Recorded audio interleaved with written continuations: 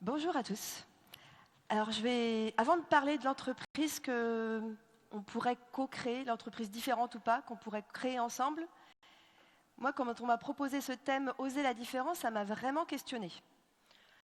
En plus, ça m'a rappelé mon passé studieux en prépa, où le thème en philo, c'était les autres. J'ai jamais fini l'énorme pavé de L'être et le néant qu'on devait lire de Sartre. Terrible. Mais j'ai quand même retenu un truc. C'est que moi, toute seule, je me trouvais tout à fait normale. Franchement, on est avec soi-même, on est notre normalité. Et là, tout d'un coup, on m'invite pour témoigner sur la différence. Mais alors, pourquoi qu'est-ce qui définit cette différence? Alors, comme je suis un peu rationnelle, j'ai cherché. Bon, c'est sûr que je suis une femme, entrepreneur dans le monde du digital et engagée pour le développement durable. Alors, à ce niveau-là, c'est même plus une différence, c'est carrément une minorité. On n'est pas très nombreuses, mais on a quand même notre hashtag Woman in Tech for Good. Alors, on n'est pas toute seule. Alors, juste dire c'est quoi cette différence, ça ne me dit pas comment je suis arrivée là. Et ce qui m'a fait la réflexion que je voudrais partager avec vous, c'est finalement on est tous différents. Par contre, on n'ose pas toujours. Ma différence, moi, si je vous prends ce temps pour vous la partager, c'est que j'ai compris il n'y a pas si longtemps d'où venait mon engagement pour le climat, mon engagement pour le développement durable. En fait, j'ai grandi en pleine nature dans un moulin au bord de l'eau. Je crois que jusqu'à 6 ans, j'étais pas loin de l'enfant sauvage. Donc, c'est ça qui m'a construit. Et aujourd'hui, avant de pitcher, je vais près d'un arbre et puis je me dis, je redonne à la terre mes petites angoisses et timidités. Et ce lien à la nature, moi je l'ai toujours eu. Et vous l'avez, enfin je sais pas, l'humain, je pense qu'initialement il était très lié à la nature. Alors ça c'est un premier truc. Deuxième, mon père a créé une entreprise dans les économies d'énergie quand je suis née, en 1980.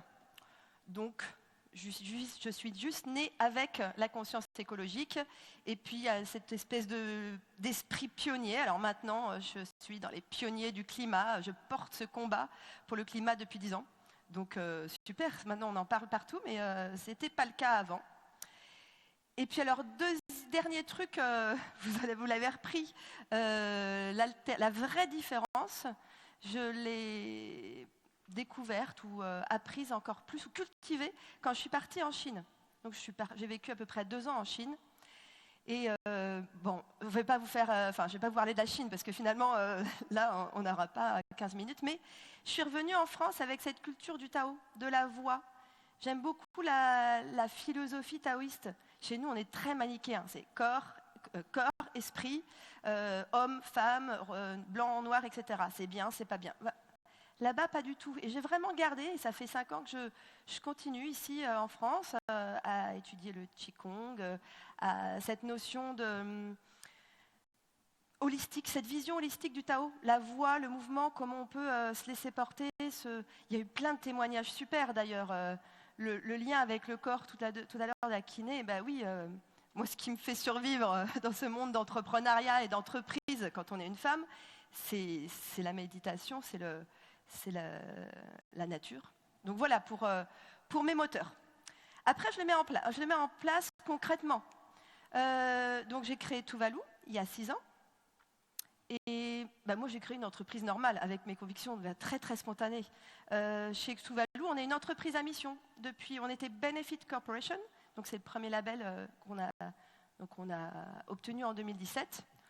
On a une mission, on en parle beaucoup aujourd'hui, c'est très bien. Je suis ravie parce que c'est notre driver, l'entreprise.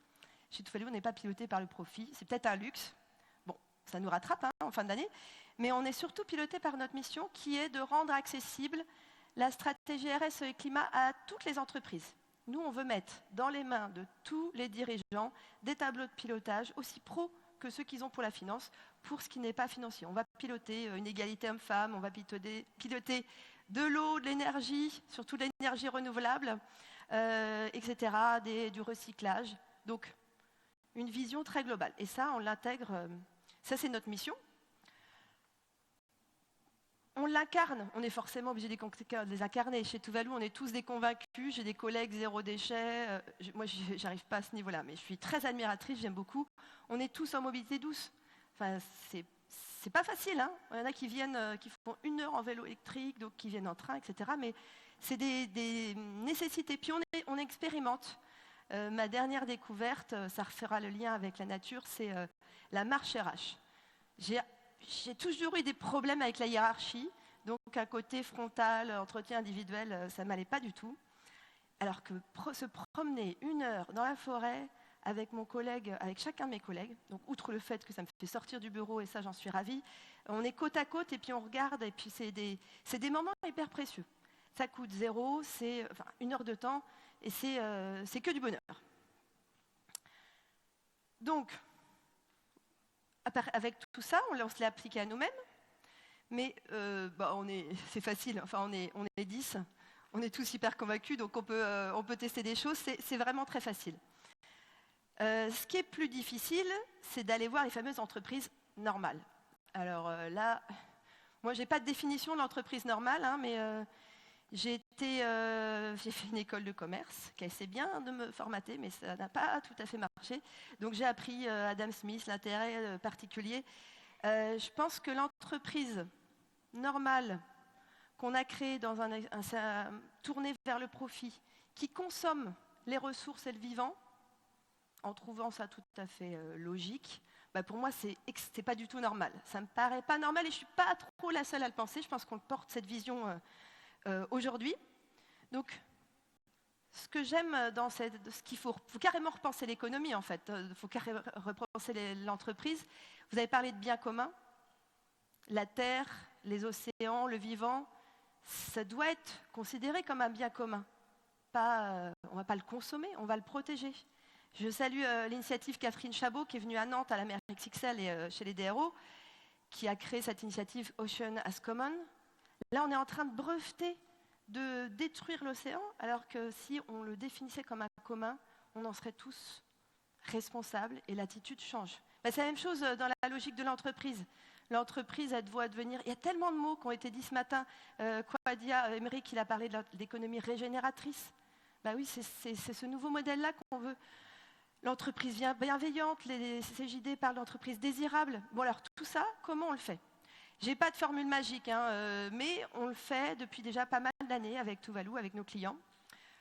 Pour que ce soit un petit peu plus concret, je vais vous parler d'un client qui n'était pas franchement une entreprise exemplaire. Il s'appelle Soprema, entreprise industrielle dans le bâtiment. 8000 personnes avec des bureaux dans le monde entier, donc plus du tout notre échelle à nous. Et leur métier, c'est de mettre du bitume sur les toits, étanchéité de toit. Bon, ça a très bien marché. Pendant très longtemps, on a mis du bitume sur les toits du monde entier. Et ça fait déjà, quand on s'est rencontrés en 2015, il avait déjà identifié des risques, warning, dépendance aux énergies fossiles importantes. Et puis, il avait déjà diversifié sa démarche. Il avait racheté des entreprises d'isolation, etc. Donc, on était en chemin. Mais nous, on voulait aller plus loin. Alors, avec eux, on a testé des concepts. Nous, on demande à nos clients, on questionne nos clients, êtes-vous une entreprise futuro-compatible ? Alors après, une fois qu'on a dit ça, on n'a rien dit, parce qu'on a tous une vision très, très, très différente de l'entreprise futuro-compatible.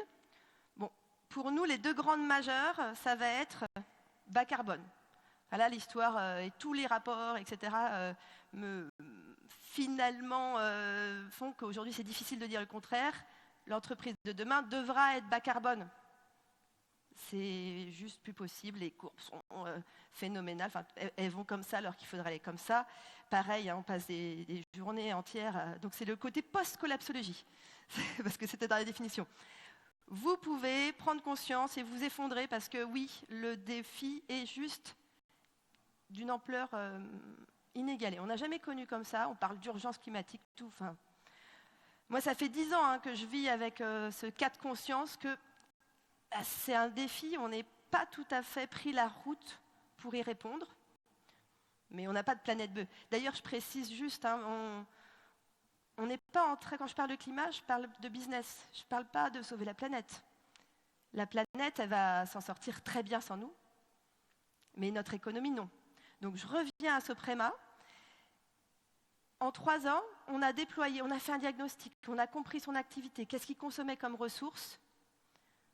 On a écrit cette année, ensemble, cette vision de devenir une industrie à impact positif. Ça veut dire zéro carbone avec une échéance avant 2050, 2030, 100% d'énergie renouvelable, 100% de matières recyclées et 100% de produits qui sont des solutions.